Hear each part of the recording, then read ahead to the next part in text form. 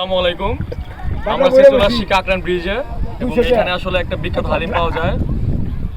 সেটার সাথে হচ্ছে আমরা খাচ্ছি পুরি এবং সাথে আছে আমাদের ভ্রমণ প্রেমিক বিখ্যাত আমাদের পলাশ মামু। তার জন্য আসলে মূলত আসা। মামু হুট করে সারেন প্ল্যানিং করে ফেললো। আসসালামু আলাইকুম। আজকে আমরা চলে আসছি পরন্ত বিকেলবেলা কাকরান বাজারে।